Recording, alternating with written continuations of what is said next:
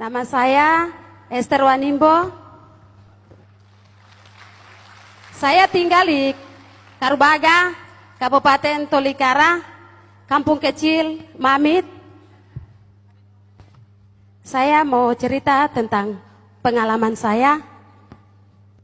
Saya sekolah di SD YPPG Mamit.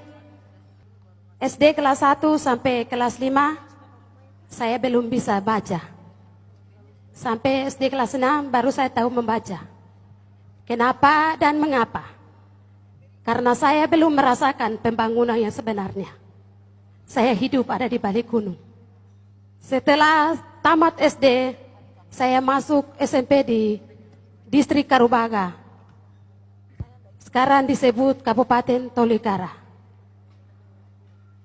Daerah yang jauh, kami berjalan kaki, naik gunung, turun lembah, melewati gunung, melewati kali, berjam-jam. Dari jam 6 pagi, kami keluar, tiba jam 7 malam di Karubaga. Karena pembangunan belum sampai di sana. Setelah saya tamat SMP, selesai SMA, dan kuliah di Manado dan kembali. Pada saat itu, saya pulang dan saya gelisah. Saya membuat apa? Untuk daerah saya, untuk negeri saya. Untuk tanah saya.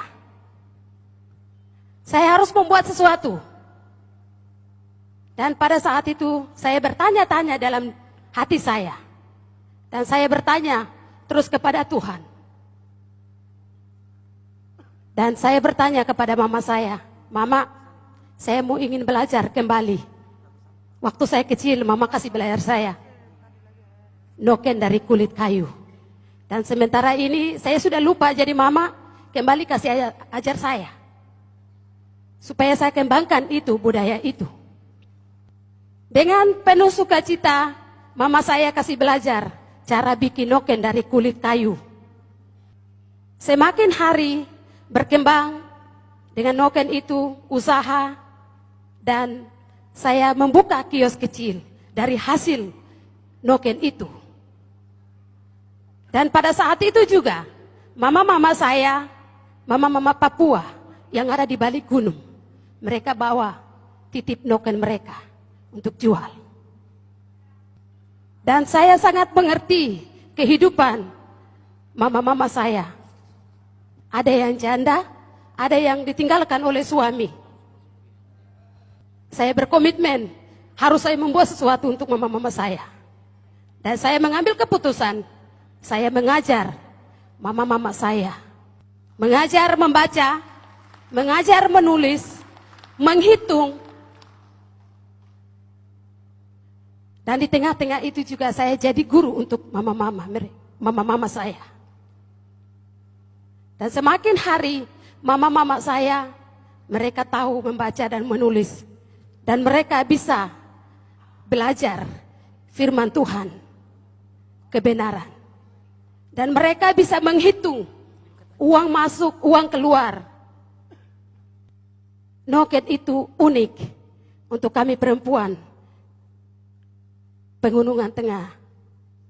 Sekarang ini anak-anak muda, mereka lupa bikin noken dari kulit kayu ini. Kenapa? Karena noken dari kulit kayu ini rumit. Makan waktu yang lama. Dipintal, pakai tangan, sampai berbulan. Dan anak-anak muda generasi sekarang mereka memilih benang dari toko. Dan saya terus membantu mama-mama saya supaya mereka terus bertekun dengan budaya yang Tuhan memberikan kepada kami. Lebih khususnya perempuan-perempuan Papua yang ada di balik gunung. Dari noken itu mereka menghasilkan, mereka bisa mendatangkan uang dan untuk mencukupi kehidupan mereka.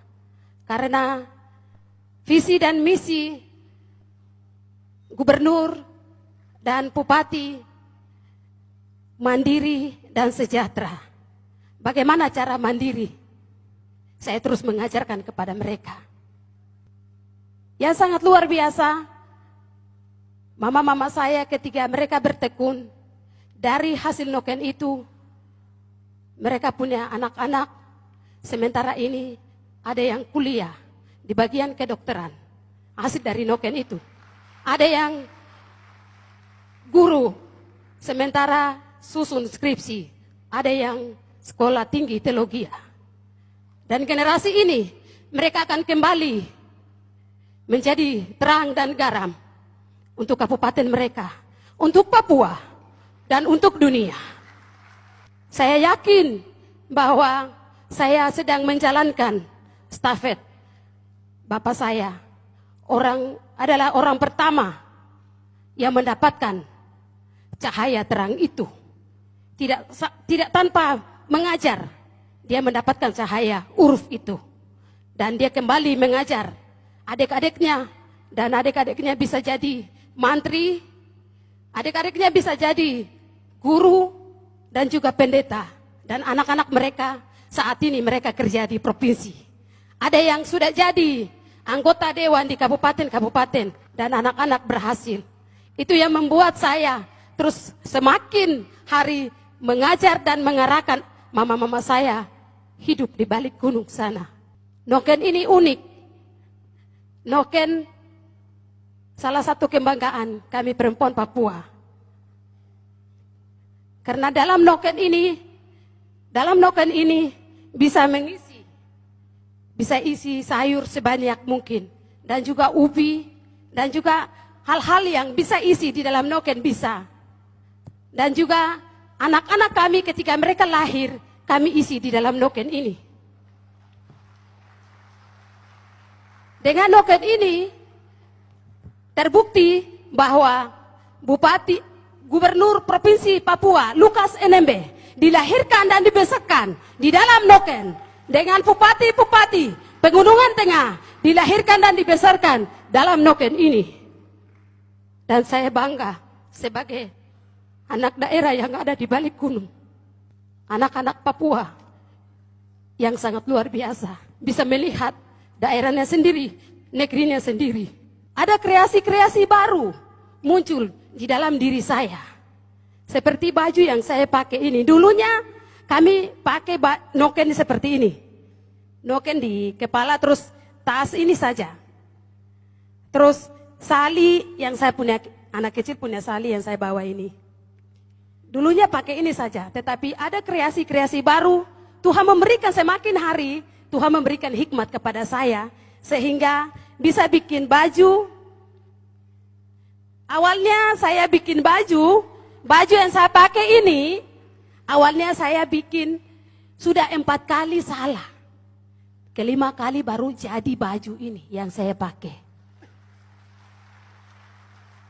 Dan ada bisa bikin ikat pinggang dari kulit kayu, dan bisa jadi rompi, bisa jadi baju.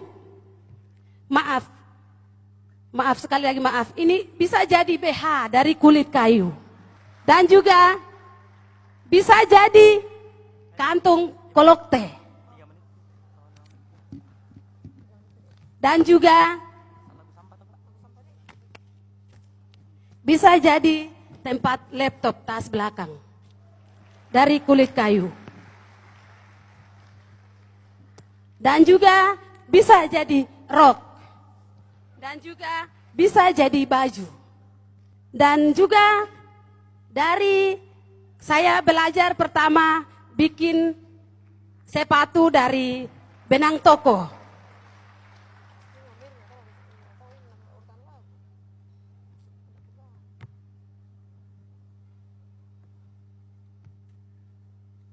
Noken ini warisan yang diberikan oleh Tuhan, pengetahuan yang diberikan oleh leluhur kepada kami perempuan-perempuan yang ada di balik gunung. Dan juga baju dari benang toko, saya bisa bikin baju